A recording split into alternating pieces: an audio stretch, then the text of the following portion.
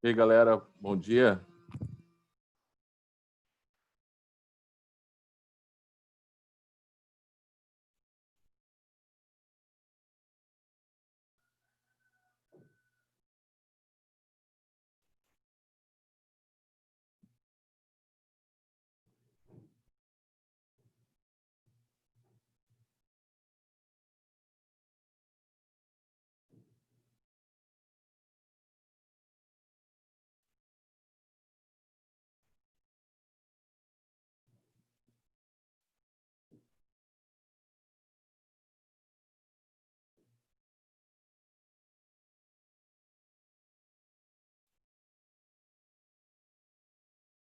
Galera, então vamos lá, então vamos para a nossa aula. O que nós vamos fazer hoje, então? Hoje, gente, eu só vou dar uma pincelada nesse capítulo 9, porque, como eu disse para vocês, a parte de eletrostática é uma parte que não cai tanto em vestibular. Se você olhar aqui pelas questões que nós estamos tendo aqui, se você olhar as questões aqui, ó, cadê as questões de vestibular? Cadê a marcazinha? A Universidade Federal, não sei de que, ó, número 1, olha número 2, olha número 3, olha 4, olha 5, 6, 7, 8, são todas questões elaboradas pelo próprio SAS. Essas questões são questões mais questões de... são questões mais para as Olimpíadas Brasileiras de Física, Olimpíadas Internacionais de Física, para treinar alunos para o ITA, para o IME, para a SpaceX. Pensando em Enem, vestibulares tradicionais, esse nível de análise da eletrostática não é muito recorrente. Não é muito recorrente, tá? Não é muito recorrente. Então, eu vou dar uma pincelada nesse capítulo, a parte matemática a gente deixa para o lado, depois nós vamos para a parte mais importante, que aí a gente começa a parte mais importante de elétrica, pensando em vestibulares tradicionais, pensando em Exame Nacional do Ensino Médio, tá? Então, só para deixar claro para vocês, vou novamente buscar a ideia de potencial. Professor, o que é potencial elétrico? Física 2, tá? Livro 3, tá? Capítulo 9, tá? Física 2, livro 3, capítulo 9. Gente, primeiro, o que é potencial? Galera, potencial nada mais é do que uma região no espaço criado por um corpo eletricamente carregado que quando eu adicionar, né, caso eu coloque uma segunda carga, e essa segunda carga será chamada de carga de prova, ela entrará em movimento. Então, quer dizer que eu tenho aqui, vamos riscar isso aqui, então tenho no espaço uma deformação do espaço criada por essa carga aqui, essa carga geradora. Então, essa carga em torno dela criou um campo elétrico. Ponto. Professor, se ela é positiva ou negativa, nós já sabemos, já estudamos. Se as linhas são divergentes ou convergentes, nós já estudamos. Então, em torno dessa carga, criou-se um campo elétrico. Ponto. Então, quer dizer que qualquer região desse espaço, desse campo elétrico, se eu colocar uma segunda carga, que eu vou chamar essa carguinha de prova, ela pode se afastar ou se aproximar. Então, ela entrará em movimento. Se ela entrará em movimento, é porque existe uma força sobre ela. Se existe uma força e existe um deslocamento, é porque alguém realizou trabalho sobre ela. Se alguém pode realizar trabalho, é porque há uma energia naquele ponto. E essa energia criada por essa carga geradora é que eu chamo de energia potencial. Potencial, para a gente, é uma energia capaz de realizar o movimento, mas que ainda não realizou. Tá? Então, existe um ponto no espaço criado por essa carga geradora que, ao colocar uma carga de prova, essa carga poderá entrar em movimento para próximo ou para longe dessa carga geradora, dependendo dos sinais dessas cargas. Tá? Então, nós já vimos nos capítulos anteriores que esse potencial elétrico, ele depende de quem? Depende da distância que essa carga se encontra, essa carga de prova se encontra dessa carga geradora. Né? Então, depende da distância. Nós aprendemos que potencial elétrico é representado pela letra V, ela é igual à constante eletrostática do meio, vezes Qzão, que é a carga geradora, dividido pela a distância. Está aqui, ó, distância. Tá? Nós aprendemos isso aqui, ó. Show? Então, vocês estão vendo que o potencial elétrico de um ponto, vou chamar aqui, ó, ponto A, e aqui eu vou chamar DA, ele depende da distância. Então, quer dizer que se eu tiver uma região de mesma distância, eu tenho regiões chamadas de regiões equipotenciais. São regiões que estão à mesma distância dessa carga geradora. Ponto. Esses movimentos dessas cargas só vão se dar de uma região de potenciais diferentes. Então, para ter movibilidade de cargas, eu preciso ter o quê? Potenciais diferentes. Então, se eu colocar aqui, ó, deixa eu ampliar esse... Não, dá para ver. Então, essa placa aqui é positiva e essa placa aqui é negativa. Nem precisava colocar os sinais, que nós já sabemos que as minhas linhas do meu campo elétrico, que são as linhas de força, elas saem da carga positiva e entram na carga negativa. Então, elas estão saindo da esquerda para a direita. Então, quer dizer que à esquerda eu tenho cargas positivas e à direita eu tenho cargas negativas. Então, quer dizer que nessas regiões de mesma distância, nessa linha aqui, ó, que eu estou pontilhando agora de preto, são regiões equipotenciais. Essas regiões equipotenciais sempre serão perpendiculares às linhas de força. Olha o ângulo de 90 graus aqui. Sempre serão perpendiculares. Então, a movimentação dessas cargas elétricas, dessas cargas, né, essas cargas de prova que estão se movimentando, elas sempre se darão de regiões de diferente potencial. Então, se eu colocasse, por exemplo, uma carga positiva aqui, vou pegar de outra cor, né, essa carga positiva aqui, o que iria acontecer com ela? Ela iria ir para a direita. Ela sairia de uma região de maior para uma região de menor potencial. Agora, se eu pegasse uma carga negativa e colocasse aqui, ó, por exemplo, o que iria acontecer com ela? Ela sairia de uma região de menor para maior potencial. Então, relembrando os capítulos anteriores, nós aprendemos que as cargas positivas sempre migram no sentido das linhas de força do meu campo elétrico. Já as cargas negativas sempre vão migrar no sentido oposto às linhas de força. Nós aprendemos que as nossas cargas positivas sempre se movimentam de uma região de maior para menor potencial. Já as cargas negativas, elas sempre vão migrar de uma região de menor para maior potencial. Show? Isso nós aprendemos. Deixa eu ver o que estão falando aqui, se é presente. Beleza. Nós aprendemos isso. Galera, deixa eu apagar agora meus desenhos. E vamos movimentar o nosso... Nós aprendemos que para corpos eletricamente carregados positivamente, cargas geradoras, olha como é que ficaria o meu gráfico de potencial por distância. À medida que, então, ó, deixa eu pegar aqui um pincel vermelho, né, para a gente riscar isso aqui. Então, à medida, ó, vocês estão percebendo que enquanto eu estou dentro do meu corpo eletricamente carregado, o meu potencial ele é constante e não nulo. Então, meu potencial elétrico ele é constante e diferente de zero. Ele não é nulo. Então, no interior de qualquer corpo eletricamente carregado, o potencial ele é constante e não nulo. Ele pode ser negativo, pode ser positivo, mas ele não é nulo. É diferente do meu campo elétrico. O campo elétrico no interior de qualquer corpo eletricamente carregado, ele é o quê? Ele é nulo. O campo elétrico é nulo, mas o potencial elétrico não é nulo. Tá?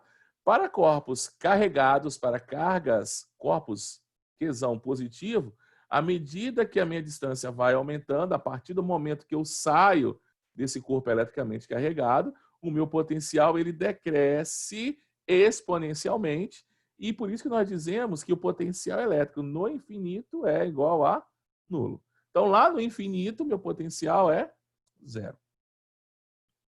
Show? Foi isso que nós discutimos. Foi isso. E, professor, e se eu fizesse um gráfico de campo elétrico, como é que ficaria? Só para a gente relembrar lá, nosso capítulo 3, capítulo 4 dessa mesma física. Ficaria assim, ó, campo elétrico e aqui distância. Como é que ele ficaria? Ele não começa aqui, ele começa aqui na frente, ó, e faz isso aqui. Parece, mas qual que é a diferença? A diferença é que no interior desse corpo, raio de interior, meu campo elétrico é nulo, ó, não tem campo elétrico.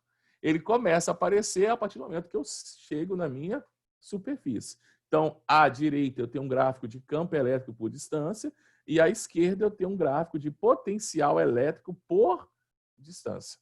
Eles são parecidos, mas a principal diferença é que no interior de um corpo eletricamente carregado, tá? Tem potencial, mas não tem campo elétrico. Show? Vamos limpar isso aqui, que nós estamos na nossa aula definitiva de...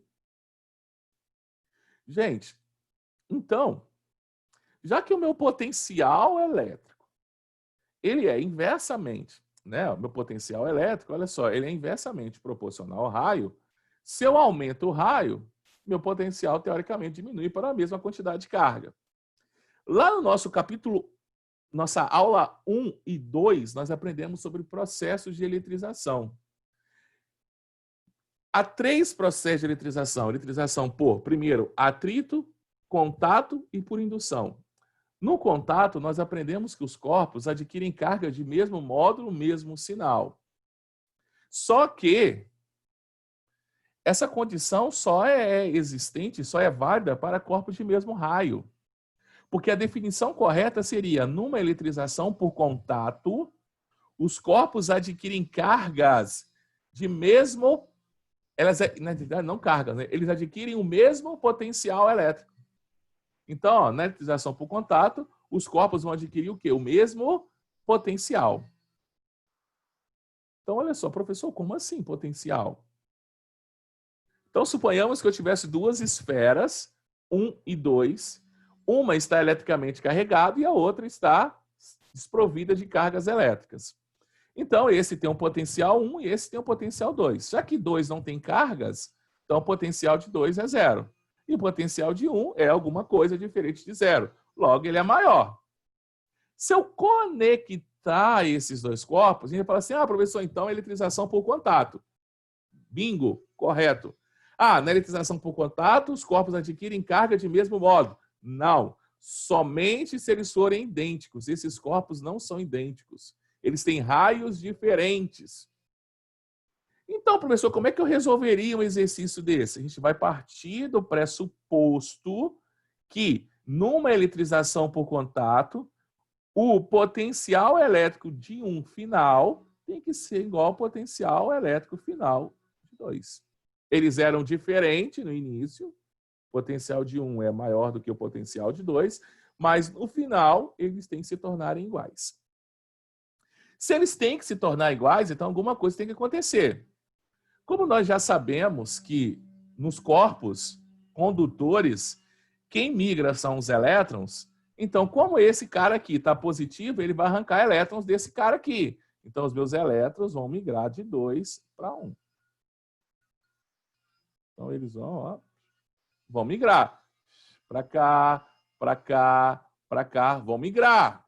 Show! Migrou. Então, já que esse cara está perdendo elétron, está ficando positivo. Mas até quando que esses elétrons vão migrar? Até quando tiver diferença de potencial. Enquanto os potenciais de 1 e 2 forem diferentes, há movimentação de cargas.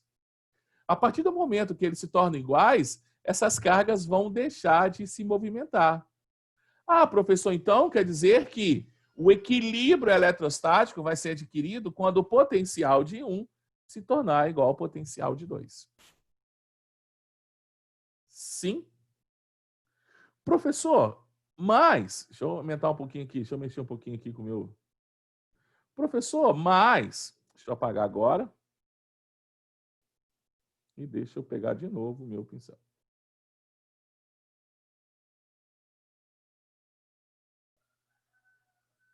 Então, professor, então quer dizer que, no final, o potencial dos dois tem que ser iguais? Sim. Se o potencial dos dois tem que ser iguais, então ficaria assim, ó. Potencial de 1, no final, tá? Tem que ser igual ao potencial de 2. Como é que é o potencial de 1? Como é que eu calculo? K, que é uma constante, Q1 sobre R1. Como é que eu calculo o potencial de 2? K, que é uma constante, Q2 dividido pelo R2. Deixa eu ver se é presença ou se... Galera, às vezes alguém me faz uma pergunta aqui, né? E aí, se alguém fazer uma pergunta, eu fico olhando porque eu não sei se é só presença ou se é realmente pergunta em relação à aula. Beleza, galera, ó, constantes são iguais, ó. Constante é uma constante. Então eu vou risquei. O que que sobrou pra gente? Que Q1 sobre R1 é igual a Q2 sobre R2. O que que essa fórmula traz pra gente? Essa fórmula traz pra gente que a minha carga adquirida após o contato é diretamente proporcional ao raio. Então quer dizer que olhando para 1, está visivelmente que o raio de 1 é maior do que o raio de 2. Logo eu sei que a carga que 1 vai ficar é maior do que a carga que 2 vai adquirir após o contato. Então, carga e raio são diretamente proporcionais numa eletrização por contato. Professor, mas, cara, como é que eu vou calcular isso? Gente, lembrando que num processo eletricamente isolado, o somatório das cargas ficou feio, antes, tem que ser igual ao somatório das cargas depois. Antes é igual ao de depois. Show? Ponto. Então, professor, então a gente vai usar 2 sisteminhas, né, para calcular. Se eu tivesse, isso não vai cair no exercício para vocês, em momento algum isso vai cair. Só para mostrar para vocês o que esse capítulo se trata. Aqueles alunos que vão fazer FUVEST, vão fazer Unicamp, vão fazer particulares, né, particulares fora do estado, pode cair, fala comigo, tenta fazer o capítulo 9 e qualquer coisa me chama no WhatsApp. Tá, gente? Mas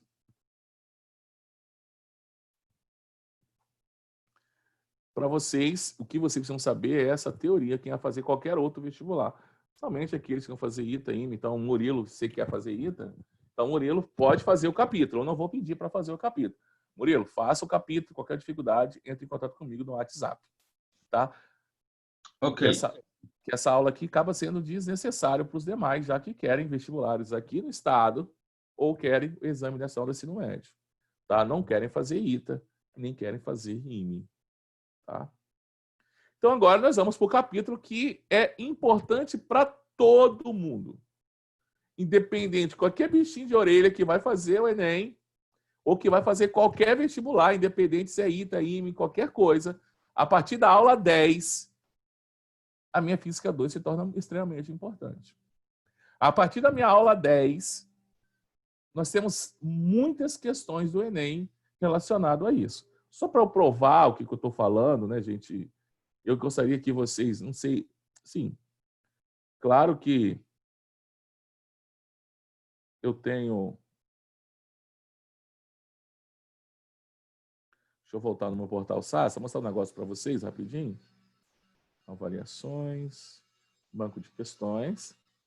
Só para mostrar para vocês. Então, ó, só do que nós estamos falando. Estamos falando de Enem. Então, vou selecionar. Eu quero questões de elétrica, que é o que envolve eletricidade, do Enem. Professor, 41 questões de elétrica do Enem em todos os tempos. Ah, professor, mas só valeu a pena mesmo a partir de 2009. Então, vamos colocar aqui, ó, 2009, 10, 11, 12, 13, 14, 15, 16, 17, 18 e 19. Então, nós temos 29 questões em 11 provas do Enem. 11 provas, de 2009 até 2019, são 11 provas, eu tenho 29 questões. Então, quer dizer que está uma média de 2 e alguma coisa, quase... Vamos chutar 3 questões por ano. Quer dizer que todo ano vão ter 3 questões de elétrica. Tá? Então, vamos... Só que a eletricidade é muito grande, né, gente? Ela tem a eletrodinâmica, que a gente começa hoje, e tem a eletrostática, que nós estudamos até agora. Professor, ficamos 2 livros estudando, quase 3, só a eletrostática. Pensando em Enem, ele é importante? Eu vou tirar aqui. Diminuiu quanta, gente? Uma questão. Uma questão.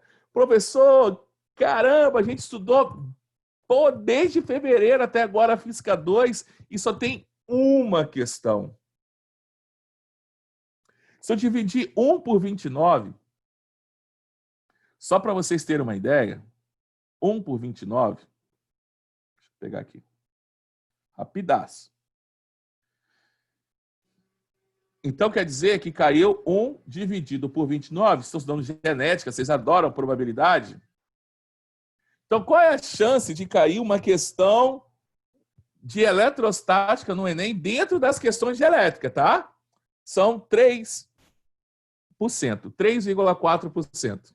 Então, de cada 100 questões que caírem de elétrica no Enem, eu tenho 3%. Vocês adoram genética, né? Agora vamos lá. Ah, professor, você está de sacanagem comigo, né? Eu vou selecionar todo mundo, tá, gente? Ó, tudo que é do Enem eu vou selecionar, tudo que é de física. Então, ó, quantas questões... Ah, tem análise gráfica aqui também. Do Enem até hoje, caiu 151 questões de física até hoje.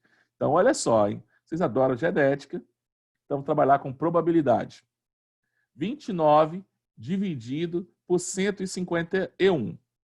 Então, quer dizer que eu tenho 19% de chance de cair uma questão de elétrica no Enem. Ou seja, de cada 5, uma é de elétrica. Ah, massa, né? Então, vamos lá, 19% vezes 3%. Eu quero calcular de probabilidade. Eu quero que esses 2 eventos aconteçam. Qual é a probabilidade de eu ter esse evento? Caiu uma dielétrica e essa dielétrica ser de eletrostática. Estou trabalhando com a segunda lei de Mendel. Rapaz, olha, genética é um sucesso. Eu gosto de genética, tá? Modesta parte, eu sou bom pra caralho em genética. 57 por 10 mil.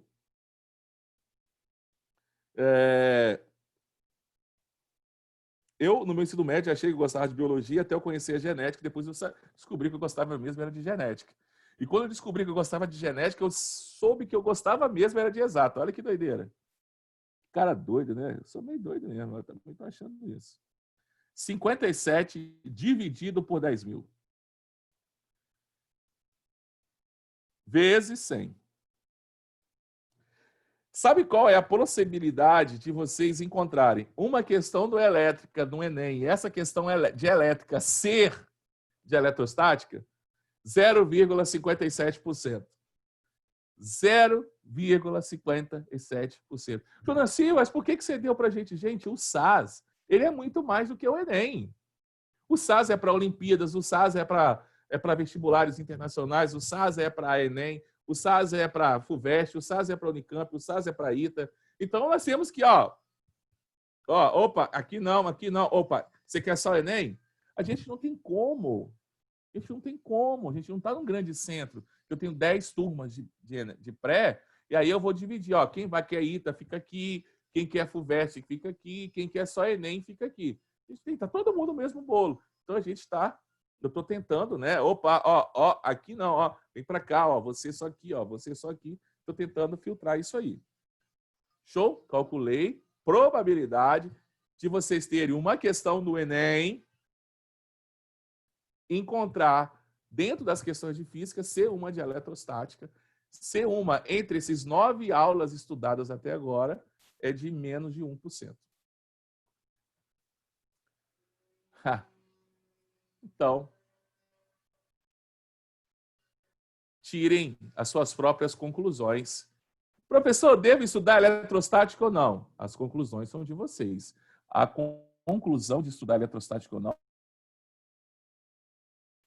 tá? Eu só disse para vocês a probabilidade desse assunto cair no Enem. Show? Corrente elétrica, gente, aí não tem jeito, aí vai cair, né? Corrente elétrica cai, corrente elétrica cai. Aí a gente tem que estudar, não tem jeito não. O que é a corrente elétrica, né? O que é isso? Então, a gente começa o nosso capítulo falando que todo material que é um bom condutor, ele só é bom condutor porque ele tem elétrons livres. Por isso que os meus metais são bons condutores, porque a ligação metálica ela apresenta elétrons livres, chamado de mar de elétrons, que é responsável pela essa condutibilidade térmica, condutibilidade de elétrons, pelo brilho. Então, esse mar de elétrons, eles estão livres e eles estão em movimentos, né? Estão em movimentos aleatórios, em todas as direções, em todos os sentidos. Em movimentos em grande velocidade. O movimento aleatório dos elétrons. Ponto. Só que, se eu criar uma diferença de potencial, ou seja, se em A ter um potencial e em B tiver outro potencial, eu vou fazer com que esses elétrons migrem de uma região para outra. Eles vão agora se movimentar ordenadamente, porque antes eles estavam se movimentando desordenadamente. Eles estavam movimentando aleatoriamente, em grande velocidade. Agora não, eu criei uma diferença de potencial e falo assim, peraí, quem manda em vocês agora sou eu. Eu quero todo mundo, um atrás do outro, nessa direção e sentido. Então, essa organização, essa ordenação só é criada a partir do momento que eu tenha diferença de potencial. Show? A partir do momento que eu crio uma diferença de potencial, eu vou fazer com que as minhas cargas, não só os elétrons, mas todo portador de carga elétrica, migre de maneira ordenada. Quem é positivo vai para um lado, quem é negativo vai para o outro. Como nós estamos falando de condutores sólidos e metálicos, quem migram neles são os elétrons. Se eu estivesse falando de uma solução eletrolítica, por exemplo, uma solução de cloreto de sódio, os íons sódio iam para o lado e os cloretos iriam para o outro. Mas deixa esse papo de eletroquímica lá para a química. Vamos ficar aqui na física. Nem sei quem é que dá elétrica para você, eletroquímica. Então tá. Então, para ter corrente elétrica, eu preciso ter um movimento orientado de cargas elétricas. E essa corrente elétrica ela só se estabelece em condutor quando ocorre uma DDP, uma diferença de potencial. Show? Gente, nós sabemos hoje que quem migra num condutor são as minhas cargas negativas. Nós sabemos isso hoje. Quem migra num condutor são as cargas negativas, ponto. Agora, nem sempre foi assim, né? Acreditava-se que quem migrava eram as cargas positivas. Então, como? Nós já aprendemos, né, que já que o potencial de A é maior do que de B, então A tem um potencial maior do que o potencial de B, está falando aqui, ó. Então, as minhas cargas positivas saem de uma região de maior para menor potencial, ou seja, elas caminham sempre no sentido do meu campo elétrico. Mas, se ao invés de cargas positivas, eu sei que eu tenho cargas negativas aqui dentro, são os meus elétrons que estão se movimentando. E os meus elétrons vão migrar sempre no sentido contrário do meu campo elétrico. Sempre no sentido de região de menor para maior. Então, agora, nós vamos, para melhorar isso, nós vamos definir que existe um sentido convencional e um sentido real. Então, para essa representação aqui do livro, qual que seria o sentido convencional? Ó, maior para o menor. Então, eu sei que a minha corrente convencional sairia daqui e faria esse movimento no sentido horário. Esse é o sentido convencional. Mas nós sabemos que no sentido real, quem migra são os elétrons sairiam daqui, dessa região de menor, e viria para a região de maior potencial. Então, eu teria um sentido convencional e um sentido real. Sentido convencional, anti-horário, para essa representação. Sentido real, horário, para essa representação. Então, preto seria o sentido convencional e o vermelho seria o sentido real. Deixa eu ver se é perguntas aqui ou se é... Galera, perfeito? Seguindo aí no capítulo, vou apagar aqui os nossos desenhos. Seguindo ao nosso capítulo.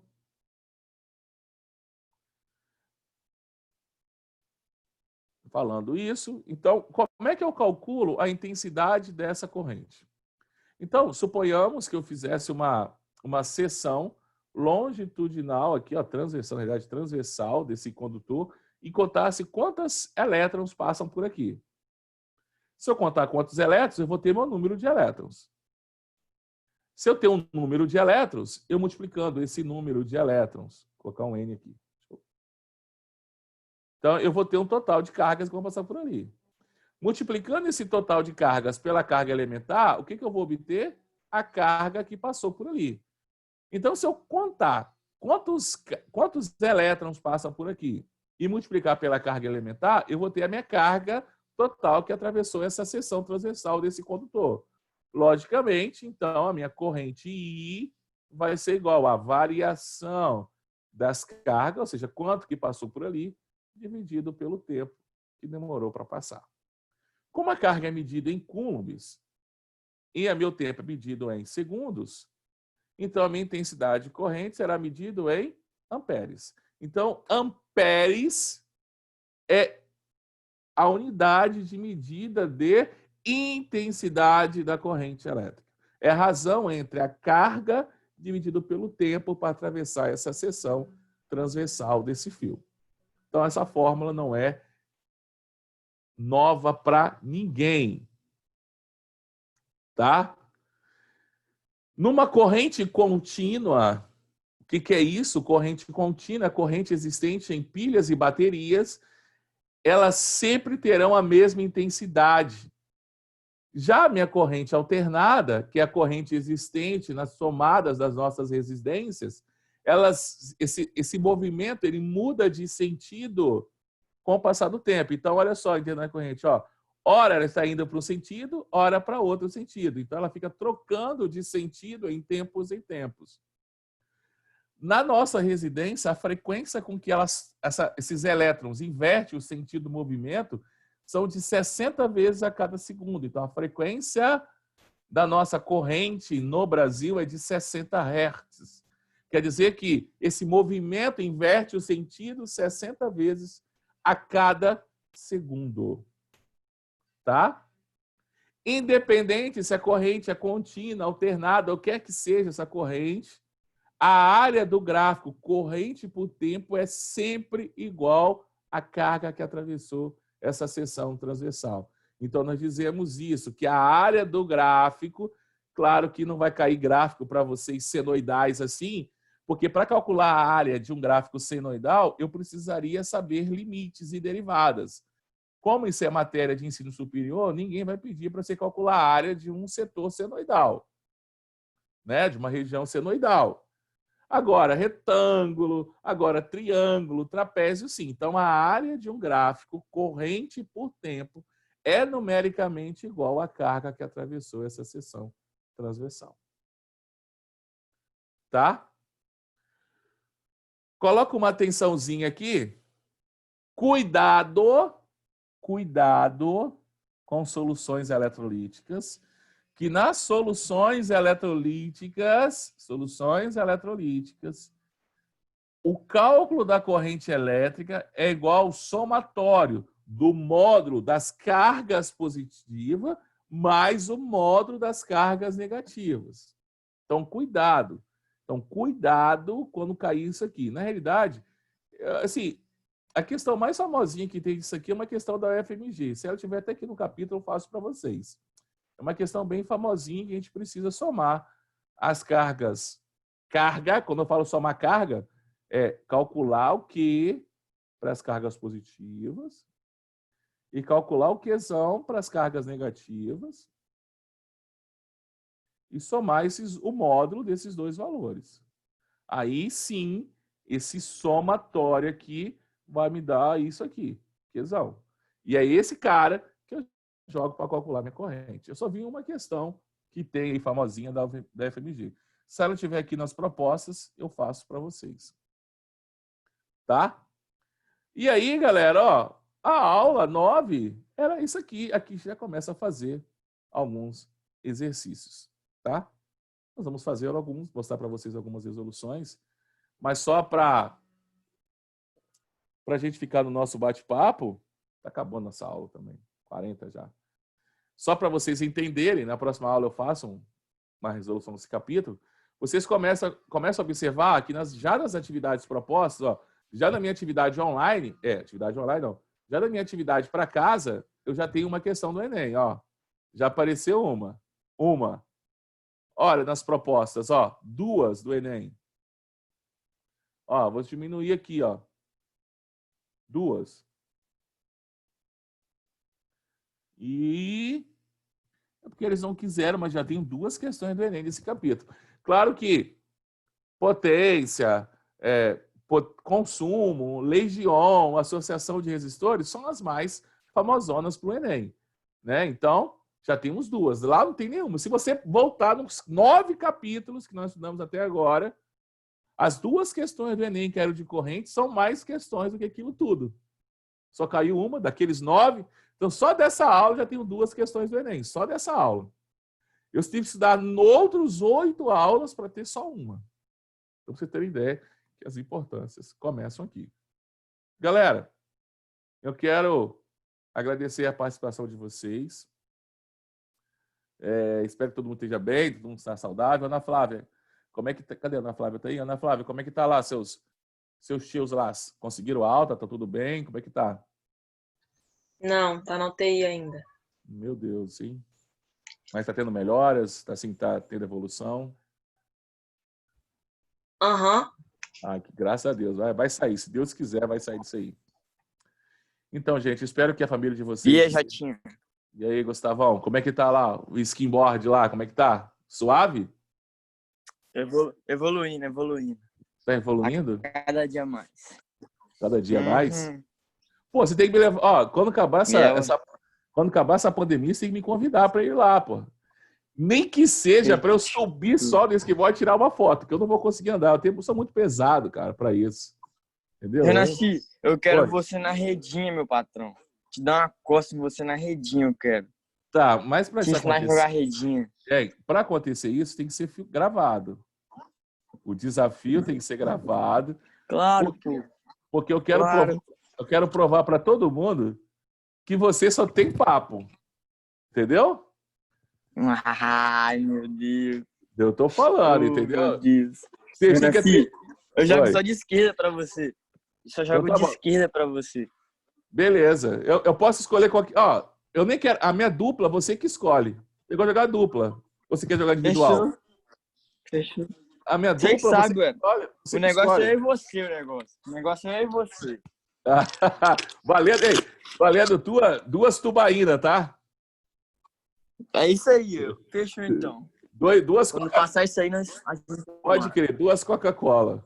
Ó, é pra chorar não é pra reclamar nada não, tá? Vai treinando, treina. Eu nem quero treinar.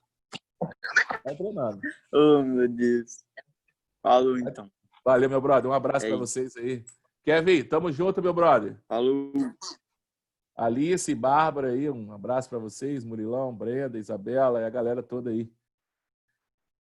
Tamo junto. Se precisar de qualquer coisa, pode me chamar aqui no WhatsApp, tá, galera? Tchau, Jonaci. Tchau, meu brother. Um abraço, Murilão. Tchau. Foi.